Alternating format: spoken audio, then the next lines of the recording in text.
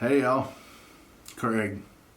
Hope you're having a great day. It's a nice rainy day here in South Carolina. It's been a rainy summer. But hey, it makes the grass grow. The Democrat National Convention's over. Republican convention just started.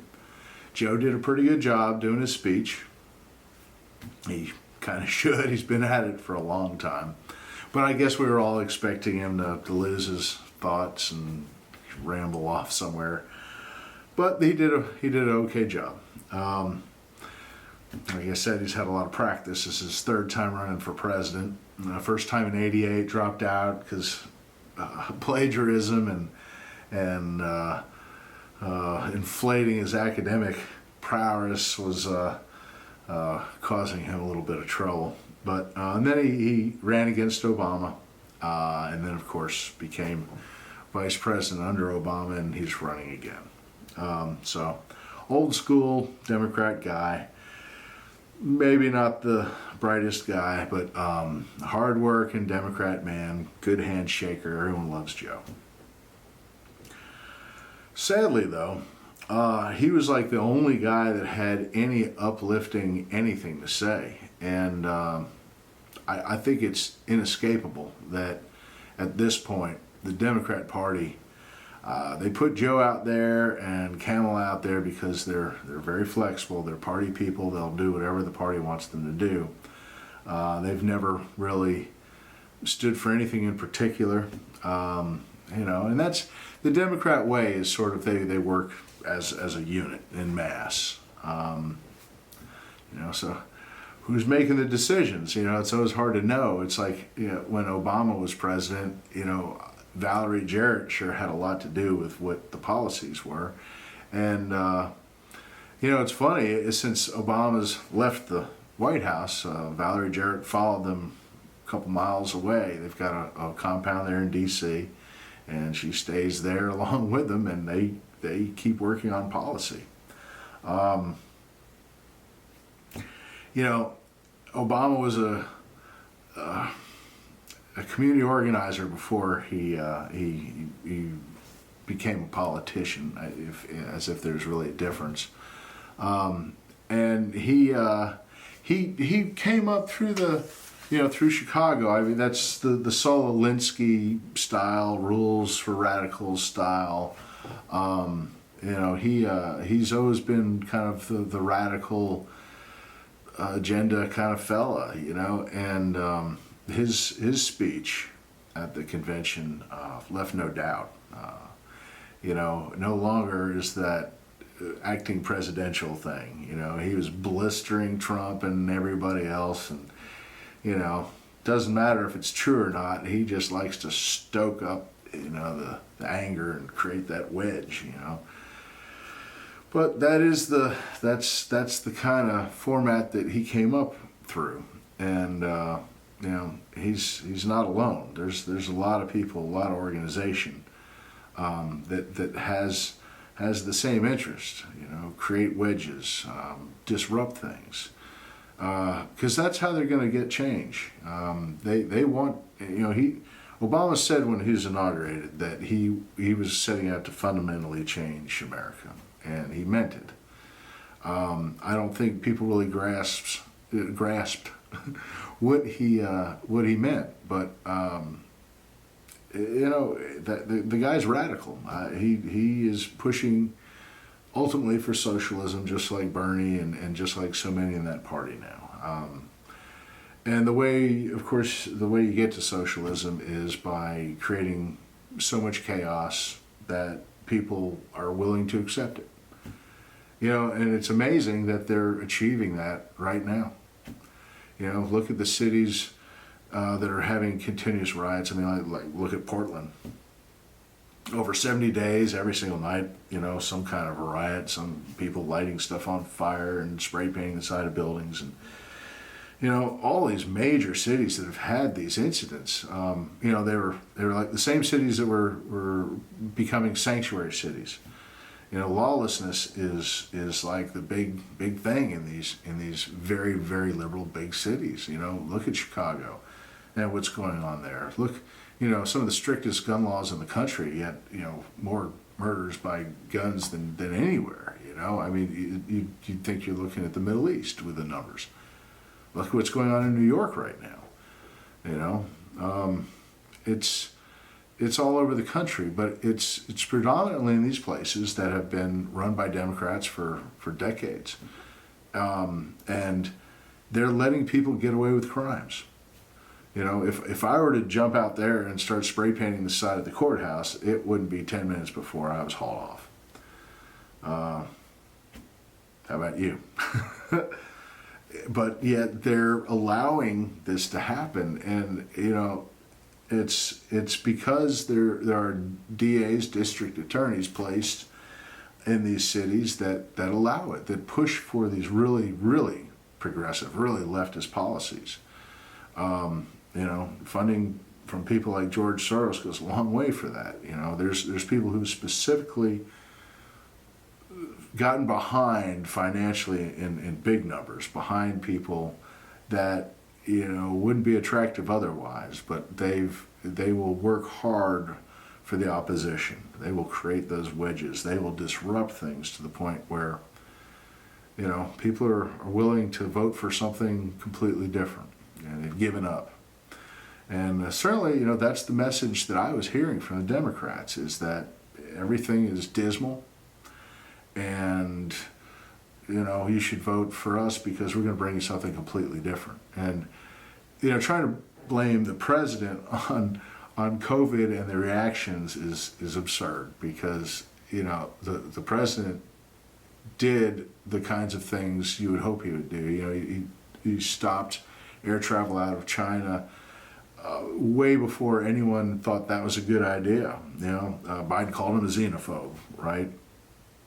It was in March that was it de Blasio or was it Cuomo that was like, oh, come to New York, see a show, and Nancy Pelosi was in San Francisco, you know, come down to Chinatown, and, you know, and now they're trying to say that, oh, Trump was slow, and it's like they were the ones dismissing it.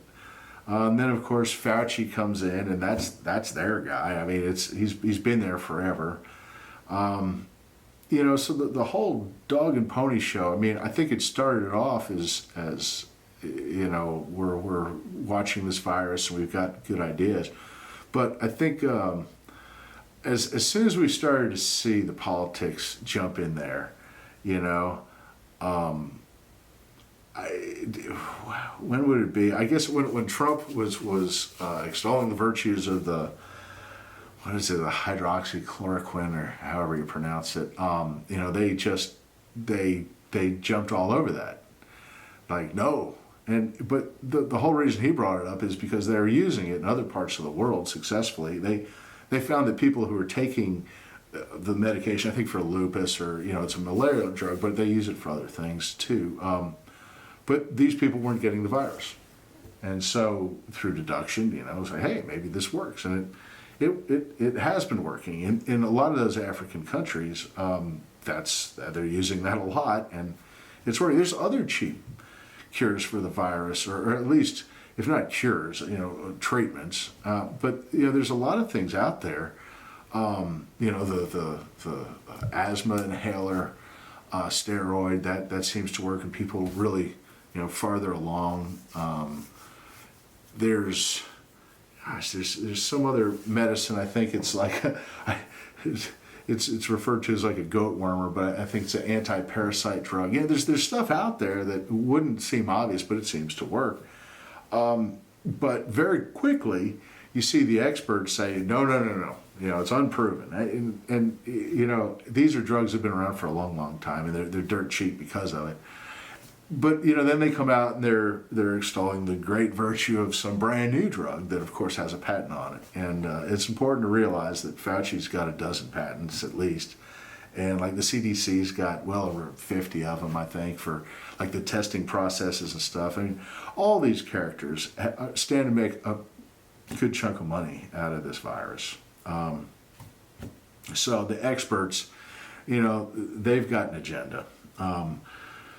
But what we're seeing is that, like the whole mask thing, and so many aspects of this. And, it's funny that the second wave was all focused on Florida and Texas and Arizona and places that, places that they've been trying to turn blue for quite a while, places where they've been putting a lot of money into the DA races, places that have their phone ring right in the middle of what they're doing.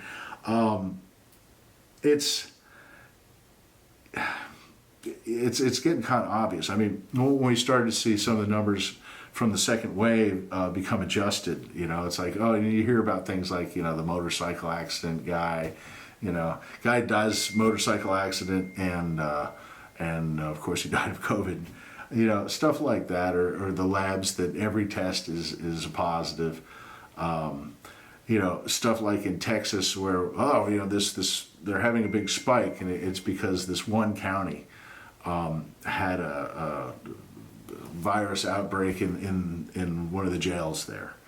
And it's a very small population county, and so that all of a sudden, it's a big outbreak. It's people coming across the border that couldn't get care down in Mexico. Which is interesting. A lot more people trying to sneak across the border right now. It had really slowed down, but because there's been so much talk about Joe getting in, they're thinking, well, I better get in there, and take advantage of that, free everything, because that's the kind of stuff they're promising. And, it just disrupts more and more. I mean, what disrespect for the taxpayer, we pay a lot of money in taxes for the things that we have, and we're always told it's not enough, right? The schools need more, even though we put more funding per student than any other nation. They always need more, even though what really happens is the administration grows, right? There's just as much administration as teachers. I mean, that's where we're at, and you tell me what they're doing, because the results have been dismal. But I think it's important to kind of talk about the origins of all this unrest, these wedges, this dissatisfaction. I think maybe because the Obama's speech at the convention was so radical from what people were accustomed to. Maybe that's probably a good place to start. Was Obama.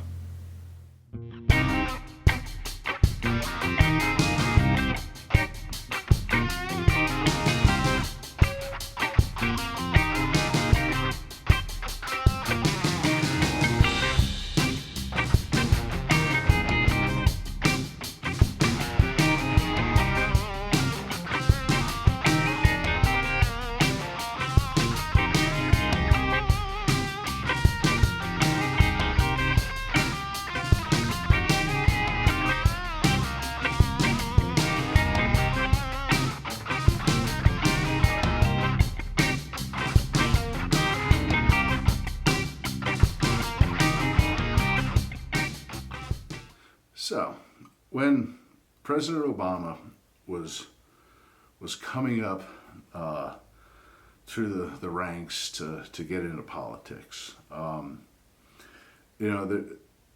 some of his history is confusing.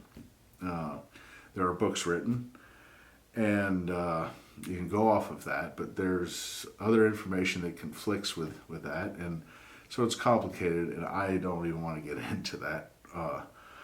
And it doesn't really matter, because what happened is, along the way, somehow he wound up in Chicago and began his early political life as a community organizer.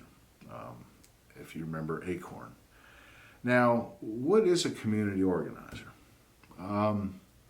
That's a person who basically goes to different civic events and gatherings and speaks. Sort of represents a political point of view and helps the folks, as Obama likes to say, learn how they can more effectively utilize the government. What can the government do for you? These are programs that exist. These are things that you can get. These are advantages you can have over where you are right now. Now, again, on the surface, that's cool. But it has a political side to it where, they're trying to steer people in a specific direction. And, these are people whose public education has probably failed them. More often than not, these community organizers work inside of cities, in poverty-stricken areas. And they go in under the premise that, we want to help these people. We want to get them funding. We want to help this community. And in a lot of respects, I think they do that. But they cultivate this culture of expectation that the country owes you, that your circumstances are not your fault, but you can't get out of them. But the very best deal you can get is if you vote for us, we're going to create a better environment for you. You're going to get more money, you'll get a phone, you'll get free rent. I don't know. There's a bunch of different benefits to these things. And you've heard stories. Everyone knows this stuff, right?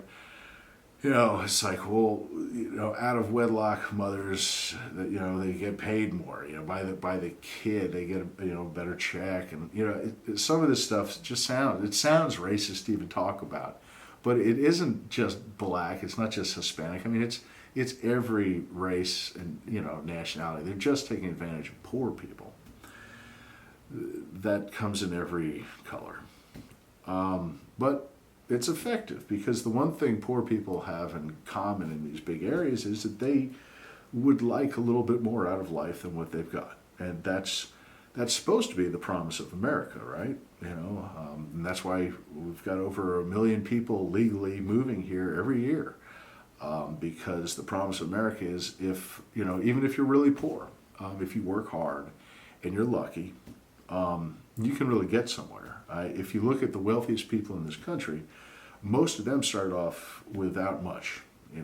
If they weren't poor, they were just pretty much strict middle class. There's very few very wealthy people that go on to make lots more money. It usually doesn't work that way.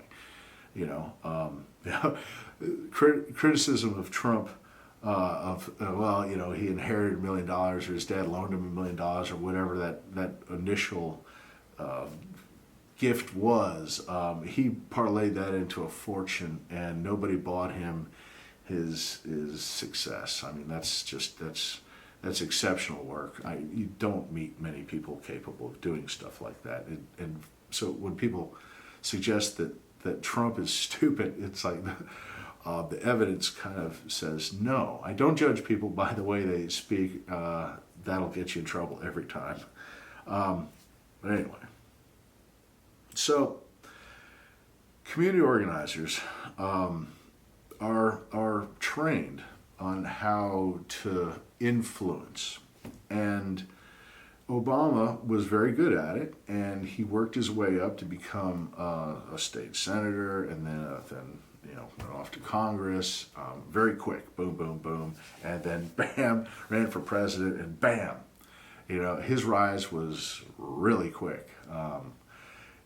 This is a guy that went from being a Chicago organizer to the President of the United States in rocket speed. Less than 10 years, the guy's in the White House. There were obviously a lot of people behind him to help him achieve that level of success, because the guy had never managed anything other than these projects, and he's not the guy that ran that. He was told where to go and what to be by others, and he still follows a lot of that direction. I mean, look at his relationship with Valerie Jarrett. I mean, the woman lived in the White House with him, and she is with them now in their place in D.C. She is taking up residence in that big office where Obama's original Obama for America organization became Organizing for Action. And that is where he wound up after his presidency came to an end. He didn't just quit, he got right back into that old suit. And if you saw Obama speak at the convention, you got a pretty good taste of it. That's what a community organizer does. You know, he's pretty harsh on the president and not very factual. But you know that's what they exist for. Is they're out there to encourage all these different people that they've energized and encourage them to go farther and push more and create that wedge and shake things up. Again, Saul Alinsky's tactics, seeds of discontent, create the conditions ripe for revolution. What does that sound like? I mean, it's like right now. We're especially in the cities. I mean, you don't see it on most basic TV. They don't even show you. They don't show you that, you know, Portland is still having riots every night after like 70 days plus, and you know, parts of Chicago, really nice city streets. You know, Fifth Avenue in New York, just ransacked. You know, they're still fixing windows and they still have stuff boarded up. You know, they painted the city, de Blasio painted Black Lives Matter right down the street, right in front of Trump Plaza. I mean, this is the kind of stuff where they're just sticking it in people's eye, right? So, you know, I wrote down a quote over here of Saul Alinsky's. This is what he's famous for, right? Pick the target, freeze it, personalize it, and polarize it. One acts decisively only in the conviction that all the angels are on one side and all the devils on the other. Sound familiar? You know, all of a sudden, there's this division. Everything is a division, you know? And that just didn't come up naturally. It just didn't. These folks have been hammering away. And when you see some of these organizations and how vocal they are, and how much money people donate to large corporations, and you got to ask yourself, what in the world is going on with this stuff? You know, it's weird. If you noticed, a lot of these billionaires and the wealthiest people in the world are big time leftists, and you know it seems so weird. It's like, well, they made all their money in a good capitalistic system. Why now the socialism thing? And you know, you can only assume that, you know, like all these things, what they really want to do is shake things up so much and get people so worried and so wrapped around the axle that they're just like, I just stop it. What do I have to do to make it stop? I just want normalcy back. What do I have to do? And sadly, these days, people are more and more accustomed to asking the government what to do, which is ironic in that, you know, when they poll people and they ask them, well, what do you think of Congress? They're like, ugh, you know, their ratings are terrible, right? They're like, oh, politicians are horrible. But in times of trouble, that's who we turn to. And it's like, well, that's maybe not the best resource. You know, these guys have made really bad decisions, and you know that. But every time we turn to them, they're more than happy to, oh, yep, okay, we're going to bring out the experts, these well-paid experts that have an agenda, obviously. But I want to run some of the numbers by, again, talking about these different organizations, right? Consider the Organizing for Action, Obama's organization. Back in 2017, there were 32,000 community organizers trained by Organizing for Action. And they had another 25,000 in training, okay? We're now up to 62,000 that are trained and 7.5 million online action takers. And these are like, you know, those guys online that are agitators, and they, you know, if you post a pro-Trump thing, they're all over you, and, you know, they're posting those memes and stuff all the time. This stuff comes out of these organizations. They have 154 chapters. They've put on over 30,000, almost 31,000 events between 2013 and 2018. 30,000 events. I mean, they're organizing, right? But there's others. There's, you've got like the Democracy Alliance, okay? That's a group of really, really wealthy people. Soros is part of that.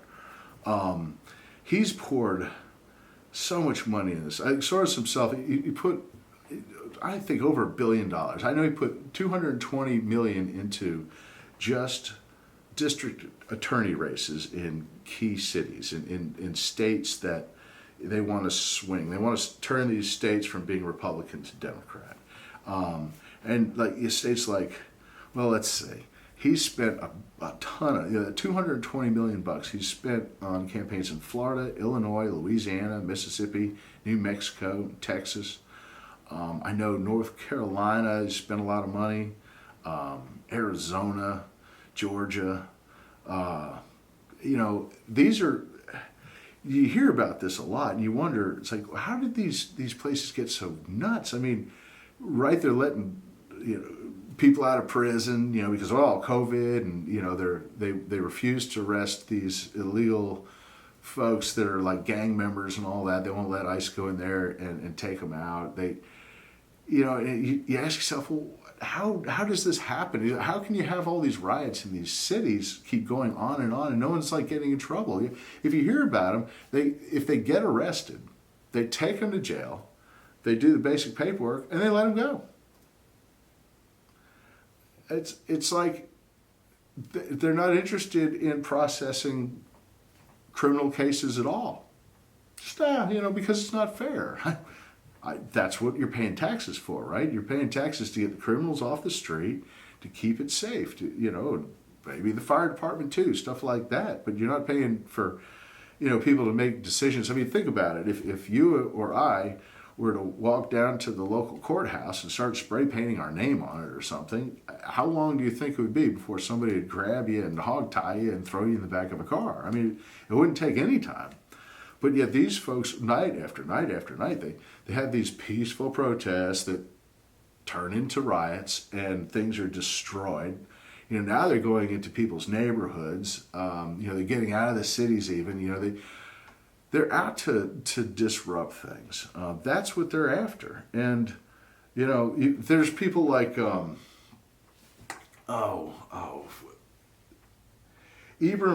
X. Kendi, Henry Rogers, but Ibram Kendi is the guy that, I'm trying to remember what he calls it, but it's like anti-racism, his thing. He's basically, he's trying to tell us all that there's racism in every decision in this country, and it has to be eradicated. But yet he uses race as the most defining factor, on like who's guilty. It's basically it's like, well, all white people are rotten. It doesn't matter what you say. Well, that's kind of like racism, isn't it? It works both ways. I mean, every race can be a racist. But these guys are like Jack Dorsey, okay, from what was he? He's Twitter, right? He just spent how much? I wrote things down.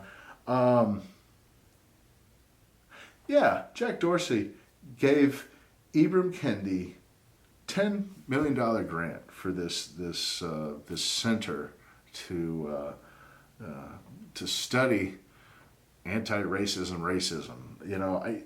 You get all these super wealthy people pouring buckets of money into these different organizations, and on top of that, you've got foreign governments doing the same thing. Everyone remembers, Russia, the last election cycle. We know now that was all fabricated to hide Hillary's uranium-1 nonsense and all, because while they were running, they didn't want people paying any more attention to that, because that was a really rotten deal, with like an inside spy on our side telling everyone, no, don't do this. This is bad deal. This is bad, and they still did it. And then Bill Clinton going off and getting paid $500,000 to go speak, in Russia. and oh gosh, and all these oligarchs from Russia donating embarrassing sums of money to the Clinton Foundation right after this all happened. You know, the Clinton Foundation, which did such fine charitable work that it closed up as soon as Hillary lost. Yeah. What happened to the money? What happened to the emails? What happened to, oh, never mind. So Russia, they're broke. Their whole their economy is based on oil, and oil prices when they went low, especially through this whole COVID thing, everyone's losing buckets of money over it that had any chance of making anything. And Trump's sanctions have hammered at them. So, Russia, of course, is trying to mess around with this election like they always do, and all our, I was going to say our enemies, but even our allies. Everyone meddles in elections. It's just a thing. They've got favorites. They want certain people to win. But when it comes to, like the Chinese or Russia or any of those, really what they're after is the same thing that these groups are after: driving wedges, making people upset. Why? What am I talking about? Well, like as an example, okay.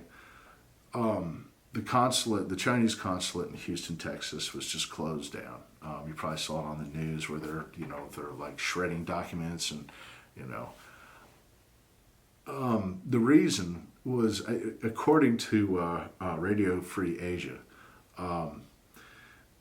China had sent over some of their spies to work over their consulate, and what they're doing is they're using the back door of a social media app. It's probably TikTok. To identify people who seem to show interest in Black Lives Matter or Antifa or any of these other organizations, and then send them customized little messages and videos, to show them how to do the same kind of organizing, put together these groups. Hey, are you unhappy about the way things are going? Here's how you can use your voice, to create a wedge. Same as the Organizing for Action folks and so many of these other groups. They're all after the same kind of thing. And, so we're already mad enough with China. So, they're on the outs. But that's what that stuff is about, right? There's a lot of interest in stirring up trouble. And so then you have to ask yourself, okay, I see that. Oh, and I should add this. One thing you need to do if you got a minute, just type in Organizing for Action Guide in your web browser. It'll take you right to it. This is the same kind of stuff that all these different organizations put out there. But you'll be amazed. I mean, it's really good. I mean, it's amazing. It's like, wow, you could use this to put together anything, And that's always the idea. It should look innocent enough, So what? Well, there's nothing wrong with that, And on the surface, there isn't. It's just that, like I was saying earlier, if there's not an objective, if in the end there's not something that you're after, what's the point? Well, they are after something, but they can't tell you because you wouldn't want it. This is all, again, to make you so disgusted with the way things are that you want to start all over again. I'll just try something else. And they'll come in and offer you the solution at a certain point. And this is the tactics used by all these guys. And Saul Alinsky's Rules for Radicals and the Marxists and all that all have basically the same idea. You can't sell somebody this concept unless they need something. And, as good as we have it here, it's amazing that so many people are convinced it's horrible. So many people are convinced that, racism's out of control. The cops are beating people senseless everywhere you go. The cities are on fire and there's nobody will stop it and nobody cares and, it's Mad Max in the Thunderdome. But that's just in these cities. You go to the rest of America, and it's just kind of the same America. It's kind of like the whole COVID disease, right? If you take New York and New Jersey out of it, or let's say Chicago and L.A., we're like Central Europe. It's like no big deal in the rest of the country, really. But we're all having to pay for their mistakes, right? You look at Como and every horrible mistake he's made, and I mean thousands of people have died needlessly up there because of really bad decision making. And then he wants to turn around and blame everybody else. It's so typical. But again, they're driving wedges, driving wedges, driving wedges. Why do they keep wanting to drive wedges? Well, I said they're trying to drive wedges to the point where we've just had enough, and then they can really sell you socialism. A lot of people want it. When you talk to younger people under 30, they're overwhelmingly fine with it. And really, they don't teach it in schools anymore, what it means. It just sounds good because it's like, well, yeah, education would be free and, we'd have guaranteed high wages and all this. It's like, well, that's the promise. But that's never been the reality. One of the first things that has to happen in order for socialism to really work is the private property's got to go. The means of production, factories, stuff like that, have to be seized. They have to become property of the state. It quickly becomes communist, out of necessity because socialism it's not effective enough. People don't cooperatively. They're always trying to do tricky little things with paying the taxes and sharing and all that. And, so you really eventually you have to lock down and you have to seize property and you have to take control of it so that everyone can share in the largesse. But then there's waste. There's no longer any incentive to be better than the next guy. It's just show up to work, do the job, and hope that you don't die. It always fails because when you start to take people's property, they don't like it.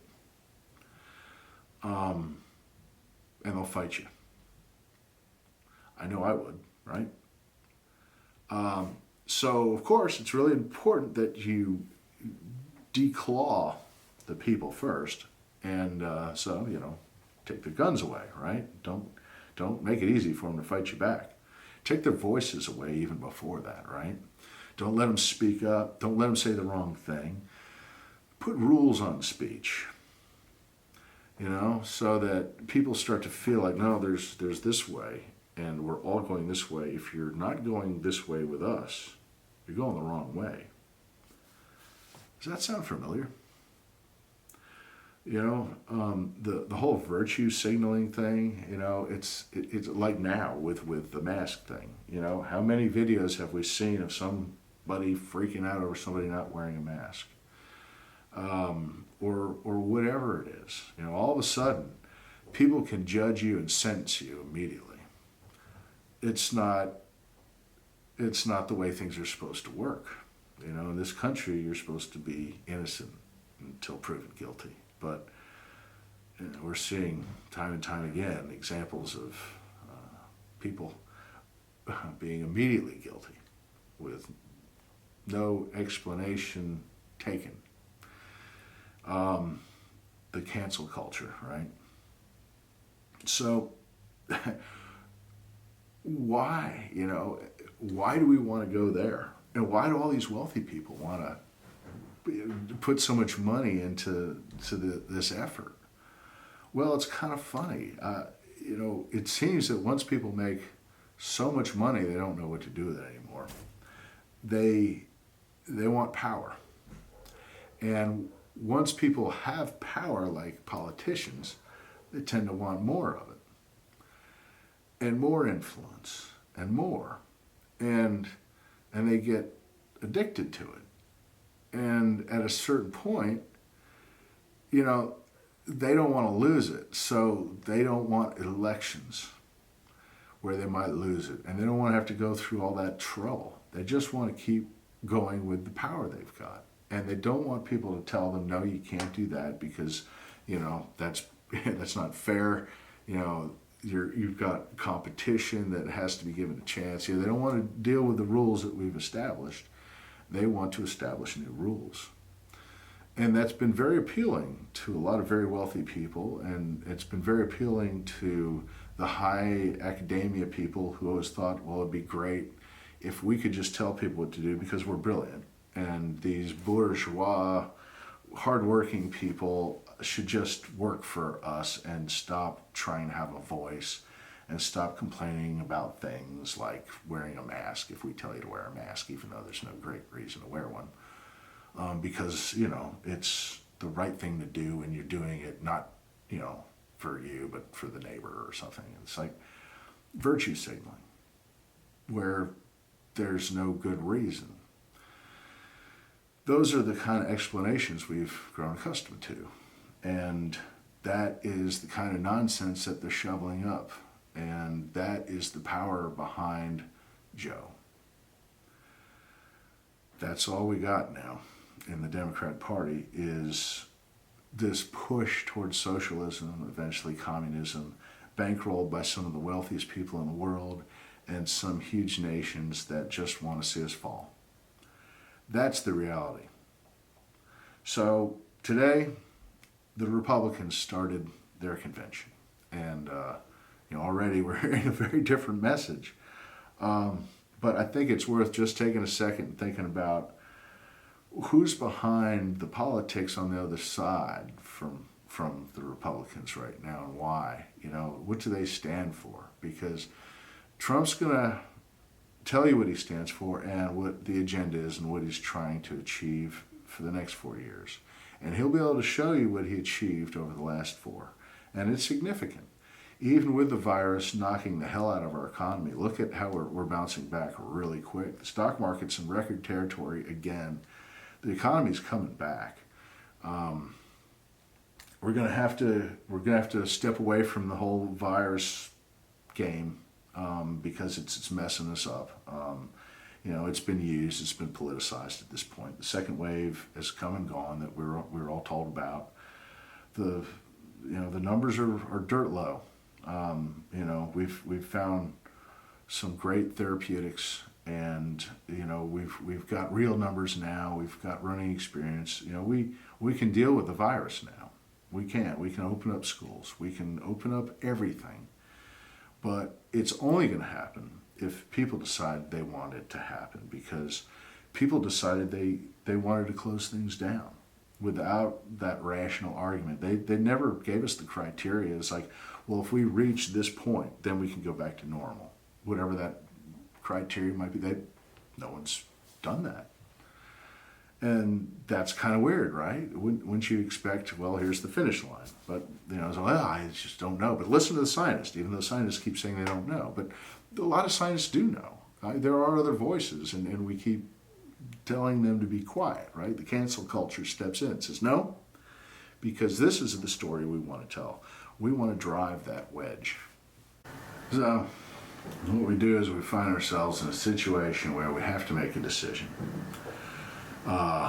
Which party to go with. And, right now the party of the Democrats is the party of AOC and the party of the wedge. And the party of the vacuum cleaner outside the door. Thanks for listening. Have a great day.